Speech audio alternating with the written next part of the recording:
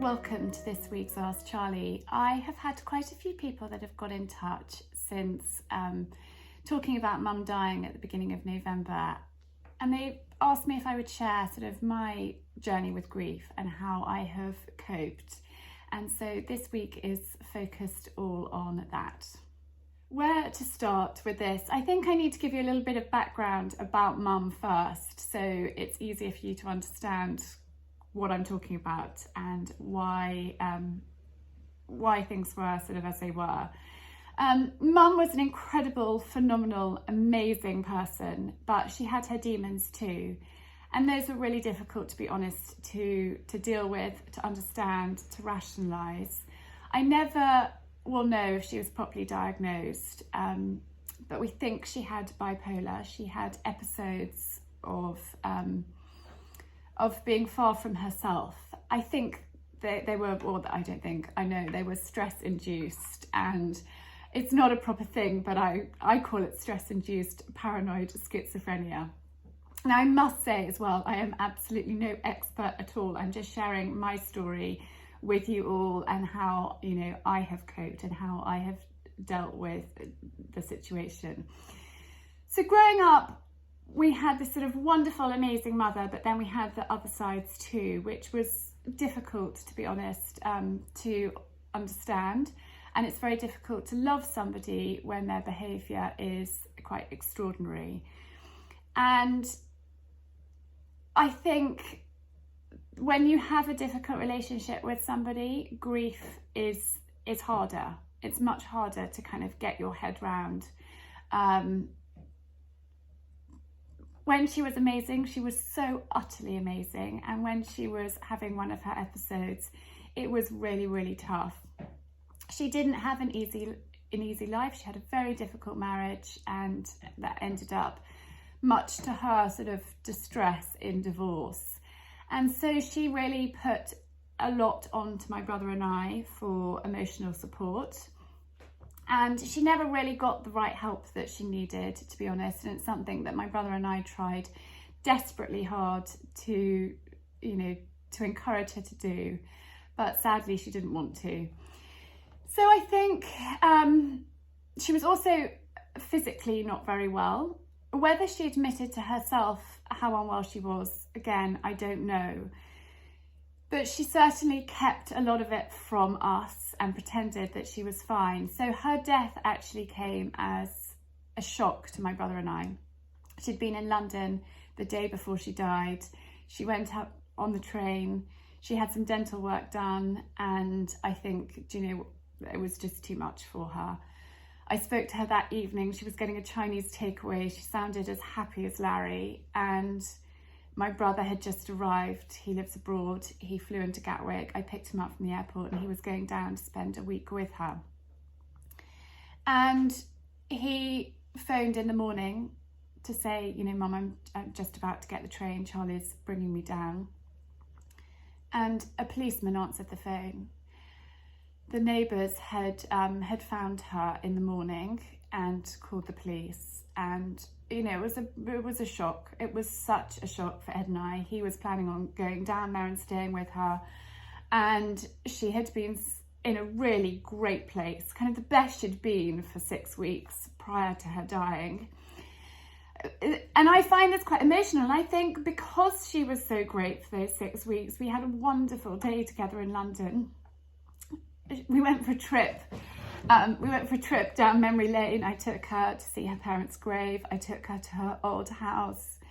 We looked at photos, and we had some really, really kind of special times together. Obviously, I live in West Sussex and she lives down on Exmoor, so distance wasn't easy, particularly with a young family. But we spoke a lot during that time, and she was amazing. And so I think it came as such a shock to Ed and I that she suddenly wasn't here anymore. I'm getting quite emotional talking about it. And I think, when it's a shock, it's harder to get your head around when you know that somebody's ill and their time's up. Obviously, she was really ill, and I found out just how ill she was after she had died. but we weren't aware, and we certainly thought we had more time than we had. But for her, she went in the best possible way, really quickly, in her sleep. She'd had a happy day. She knew that Ed was with me in the country, and she passed really peacefully away. And, you know, that for me is a huge, huge comfort and a huge blessing, because it wasn't sort of drawn out and it wasn't difficult. I think when somebody dies, you just go completely and utterly into autopilot, and, you know, something just takes over. And for me, it was really important that I talked to the children and explained exactly what had happened. And I was really honest about the fact that Granny had died, and that I was going down to Devon. I would be there. I didn't know how long I was going to be there for, but I was going to be down there for a little while. But we would talk on the phone, and I needed to go and get everything in order. I was so lucky that my brother was here with me, and we could support one another through it, because he lives abroad. And so, you know, for me, having him here was just incredible. And it was sort of as though mum knew, and she felt that she could go. I know that might sound silly, but I do believe that. And Mum was very religious. She believed that her soul needed to be set free, and she believed in life after death. And I think that's been a huge comfort, certainly for me. We all grieve in really, really different ways. You know, one minute the children would be crying and they'd be sad, and then they'd be, you know, laughing and playing and quite happy again. For me, I just had to get everything organised, and so went into kind of this mission of getting everything under control and sorting things out. And I was really lucky that Mum's brother and his wife came down to Devon, and they supported us, because it's really important to have people close to you to support you in those early days. I think, you know, family, friends, whoever, it's really, really important. And it's so important to talk about how you're feeling and not to bottle it in. You've got to let grief out. You've got to let your emotions out. And that's why I talk, you know, about Mum dying and about me starting my business. She gave me this wonderful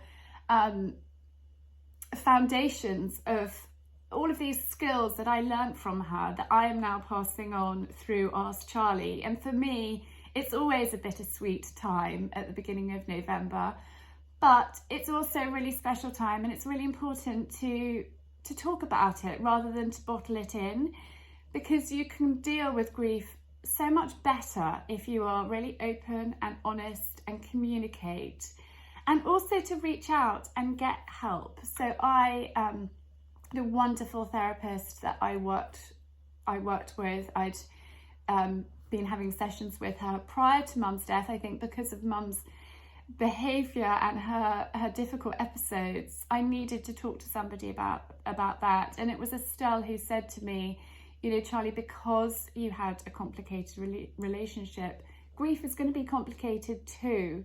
And you need to sort of accept that and understand that.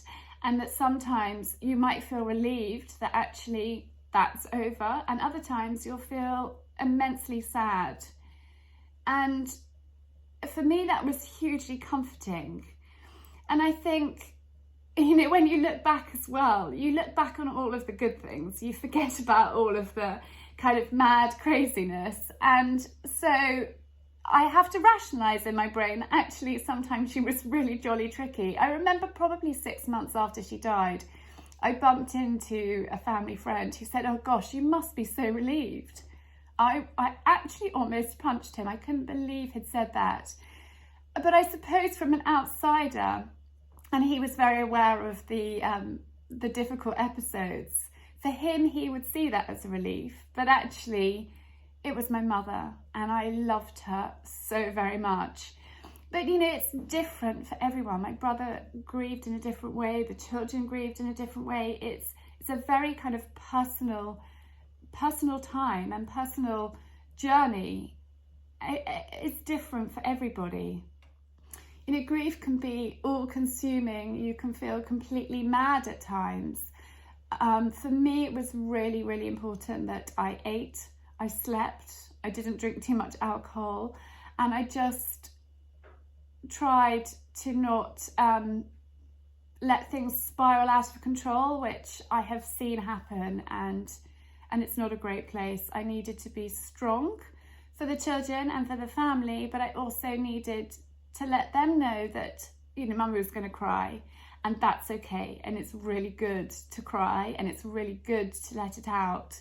You know, those hormones, the cortisol, it's an important part of the process, the grieving process. I found my therapy sessions so invaluable. You can let everything out. You can tell them absolutely everything about how you're feeling, and just know that that time is for you.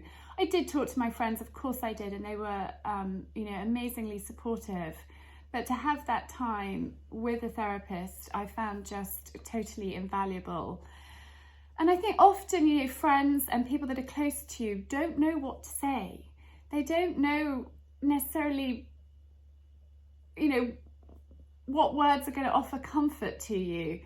And I think my advice to somebody that is dealing with grief and somebody close to them has died is you don't have to say anything, but be there.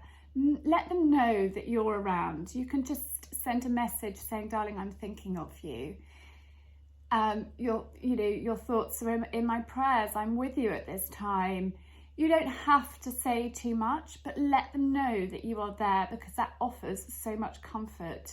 The people that don't say anything, it's quite hurtful, because you feel that they don't care. And I'm sure that they absolutely do. They're just lost for words. And so just let somebody know that you are there, and you can offer comfort and support in whatever way it is, even if it's just dropping over a meal or putting a card in the post. Just something thoughtful means so much, and it goes such a long way. I often struggle with the words, I'm sorry for your loss, so-and-so's passed away. I actually much prefer, I know it sounds really harsh, but the word they've died or death. And I know that's really kind of final, but actually it's factual and it's honest. And if you say to a children, oh, she's lost her granny, well, what do you mean she's lost her granny? She can't find her? And so I do think when talking, especially to children, to be really honest and to use the word that they've died, because it happens. And I think, you know, so often children are protected, and actually it's not helping them in the long term. I felt really passionate that I wanted the children to be part of Granny's funeral. I wanted them to be there. A few people said to me, well, surely you won't take the children. Yes, of course I'm going to take the children, because they need to know that there's life and there's also death. And actually when somebody has died, we have a wonderful service, and we remember them, and we sing their favourite hymns, and we talk about them, because talking is a therapy. And talking is not only therapy for us, but it is for children as well. And so I do think it's really crucial to be as open and honest as you possibly can be. I also worked with Kate Finn, and Kate Finn is a clinical hypnotherapist, and she's just got an amazing voice. I went through a period of time of not sleeping very well, and Kate really, really helped me with that, and she really helped me put some of those demons in the past, and that I found really kind of crucial as well. And there's lots of different types of therapy, from, you know, talking therapy to hypnotherapy to, you know, there's so many different types, but I found talking and hypnotherapy really, really helpful for me. And those are two things that I have done and experienced personally that have been really crucial. I think the other things that I did was walk. I walked, I talked, I gardened. I really got into gardening after Mum died. I'd actually just done a massive bulb order, tulips and daffodils. I don't know, I think I had about 1,000 bulbs. There was certainly a lot. And so I spent a lot of time out in the garden. She was such a keen gardener that I felt really close to her when I was out there, and it was really therapeutic for me. And, you need to find something that works for you, whether it's sort of meditation, whether it's yoga, whether it's even just going for a run and clearing your head. I found that really helpful too. You need to find the things that work for you and not bottle it away. Be honest and be really kind of true to yourself, because I know I've said this before, but I'm going to say it again because it's so important. Don't hide away from the grief. It's so much better to face it kind of head on and deal with it. And it does come in waves. I still will cry thinking about mum. I'm an emotional person and I'm a very sensitive person, and there will be things that trigger something off and it will set me off, but I let it out and I don't hide away from it. And I think that's been really, really helpful. And so I think, talking to you all today about how I've dealt with it, really honestly, time is a healer, but facing up to it and, admitting that it's tough, and having sort of a wonderful, amazing kind of support network around me of friends, of family, of loved ones, and then reaching out as well to a therapist and to the hypnotherapist as well, really was a huge support. There's also some amazing books and resources out there. I discovered Julia Samuels, and she has got an MBE for all of her work that she has done for grief. And she's just incredible. She's got such a kind, comforting voice. I listen to her on her Instagram and on podcasts. She's got a book of This Too Shall Pass, which I have found really, really helpful. She also has got an app called Grief Works, and this is such a clever idea. It is to support you through the grieving process. Whether you have got a therapist and it's between sessions that you're using it, or whether you're just using it on its own, it's the most wonderful app that covers all aspects of coping with grief, and focusing on trigger days, memory days, and how you deal with those, meditation, so many different aspects to the app. The whole thing is in one package, and Julia has really kindly offered you all 10% off the membership to her app. So I shall put the link to that in the description below this video, but it's a really, really wonderful resource if you are struggling at the moment with grief, or somebody that is grieving. It's just a wonderful comfort to know that in the middle of the night when you're struggling, you can actually just log onto the app and have that support there 24/7 to hold your hand and to comfort you through those difficult times.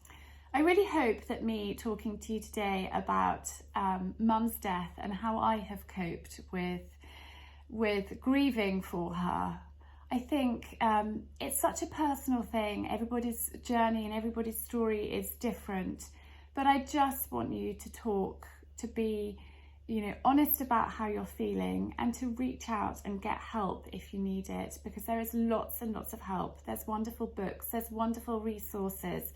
Don't be alone. A problem shared is a problem halved as well. That is something that mum always said to me, and she was a jolly wise old bird. Anyway, I want to thank you so much for tuning in this week. Wishing you lots and lots of love, a happy weekend, a good week ahead. Remember to give me a thumbs up and leave me a comment if you have enjoyed this video, because it helps reach out to other people that might find this video of help too. Anyway, thank you and lots of love.